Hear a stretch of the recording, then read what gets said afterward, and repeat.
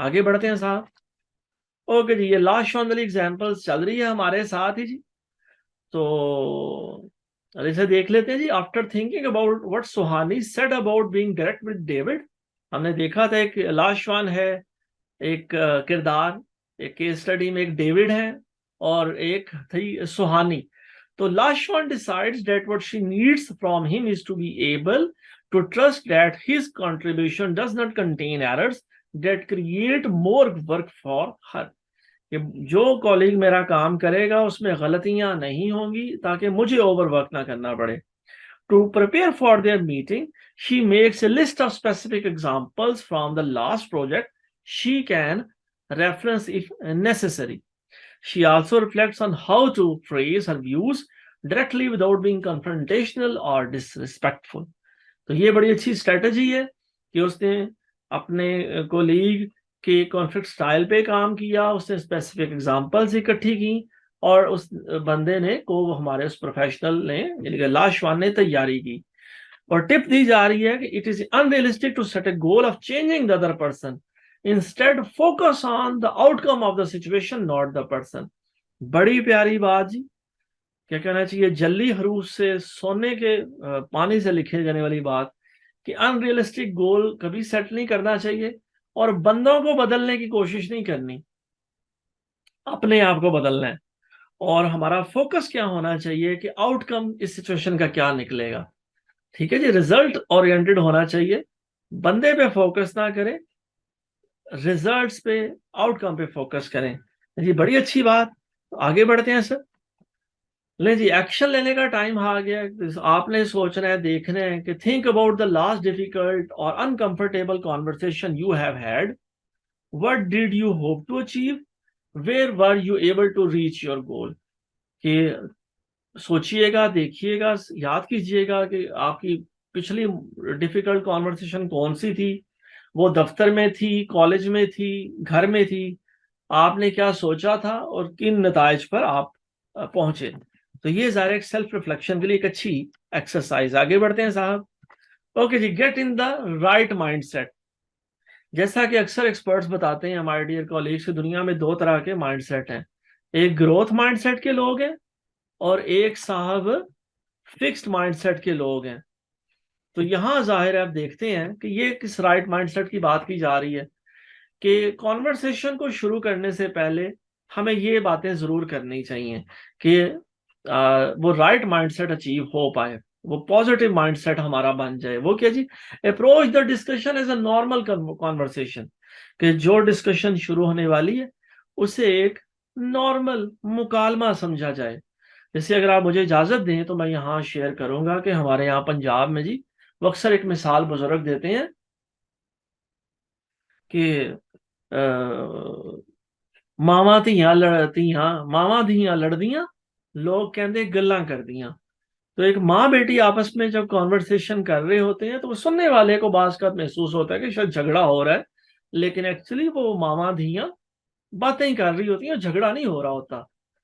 वो सिर्फ हमारी परसेप्शन बिल्ड हो जाती है। ओके जी, नंबर 2 है जी, focus on what you can learn और gain gain from the discussion. इस कॉन्वर्सेशन से, इस डिस्कशन से नतीजा क्या निकलेगा उसे हमें जहन में रखना चाहिए। और जितना हम ज्यादा, जी बड़ी अच्छी सजेशन आगे दी जा रही है कि जितना हम अपने जज्बात पे कंट्रोल रखेंगे, ठीक है जी, तो उस तरह ही चांस ये होगा कि हम जितना जज्बात को दबाएंगे, कंट्रोल करने की कोशिश करेंगे, उतना ही हो सकता है कि हम गलत मौके पे फट पड़े, वो जज्बाती जो उबाल है वो बाहर आ जाए। तो इसमें क्या है जी कि calm yourself by venting in advance to a trusted friend और कॉलीग। तो किसी एक अच्छे दोस्त, ठीक है जी, हमराही के साथ आप अपनी फीलिंग्स को पहले वेंट आउट कर लें ताकि उस वक्त वो आप जो है ना जज्बाती ना हो और जज्बात की रो में ना बहक जाएं। आगे बढ़ते हैं साहब। ओके जी, expressing care and concern about the working relationship helps diffuse the tension. बहुत अच्छी बात, बड़ी अच्छी स्ट्रेटजी कि अगर हम अगले काउंटर पार्ट को, मुखालिफ को ये एहसास दिलाएंगे कि हम वर्किंग रिलेशनशिप रखना चाहते हैं, तो जाहिर है सर अगला भी इंसान है, उसको भी जज्बात रखता है। और हम जब अजूम कर रहे हैं कि उसकी भी नीयत अच्छी है तो जाहिर है कोई बंदा बिला वजह झगड़ना नहीं चाहता। यू कैन अवॉइड जजिंग और ब्लेमिंग, ठीक है, और इवन आप लोगों को जज करने से बचें, लोगों को इल्जाम देने से बचें, और जो है ये देखें कि उनका पर्सपेक्टिव क्या है। तो इसमें सर सजेशन दी जा रही हैं, बताए जा रहे हैं 3 गाइडिंग क्वेश्चंस। इन क्वेश्चंस को मुझे आपको जरूर जहन में लाना चाहिए और पूछना चाहिए जब भी ऐसी सिचुएशन पैदा हो। आगे बढ़ते हैं साहब।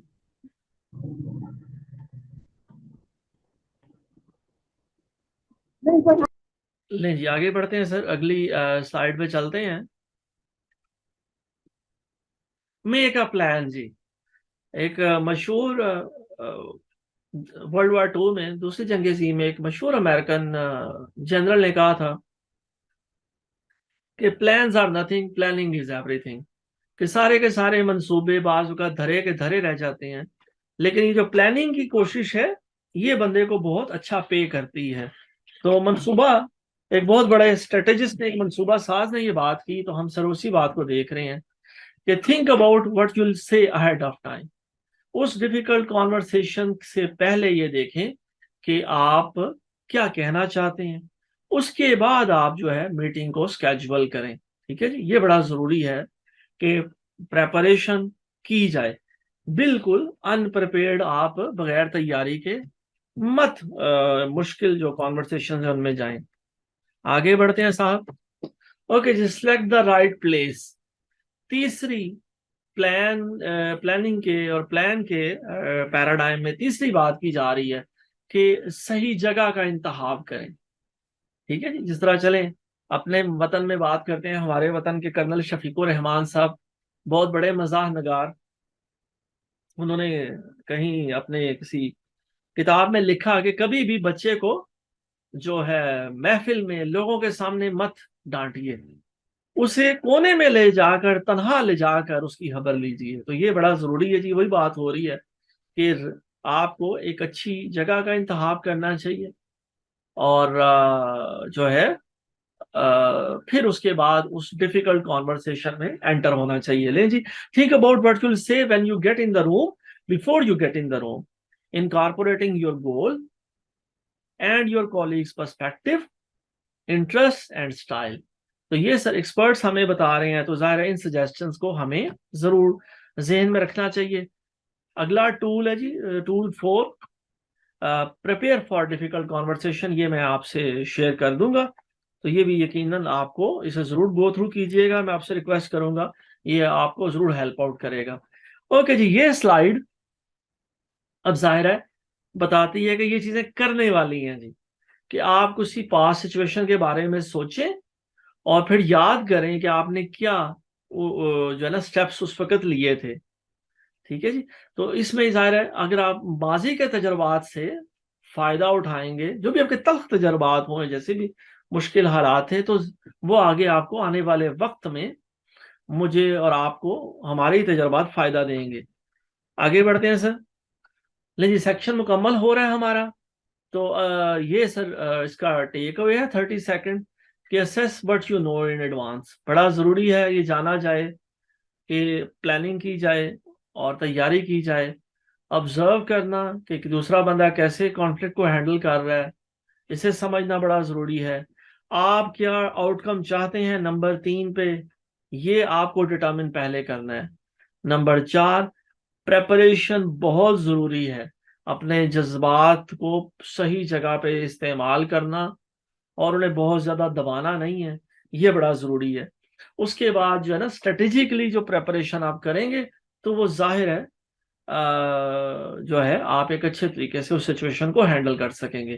तो यहाँ सर हमने अल्हम्दुलिल्लाह सेक्शन मुकम्मल कर लिया, तो शुक्र अल्हम्दुलिल्लाह। आगे बढ़ते हैं सर, हमने एक और सेक्शन मुकम्मल कर लिया, आगे बढ़ते हैं साहब।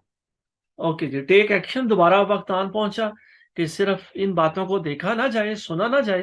इसे कहते हैं ना अक्सर कुरान पाक में अल्लाह की जात फरमाती है, हम अल्हम्दुलिल्लाह मुसलमान हैं हम सब के लिए, कि सुम्मुन बुकमुन उमयुन फहुम ला यरजीऊन। कि जो कुरान पाक की इवन आयात हैं उन पे भी ऐसे नहीं होना चाहिए हमारा कि हम सिर्फ सुने और समझने की कोशिश ना करें, और अगर समझ में भी आ जाए तो फिर अमल ना करें। तो जरूर अमल में लाने का मामला होना चाहिए। आगे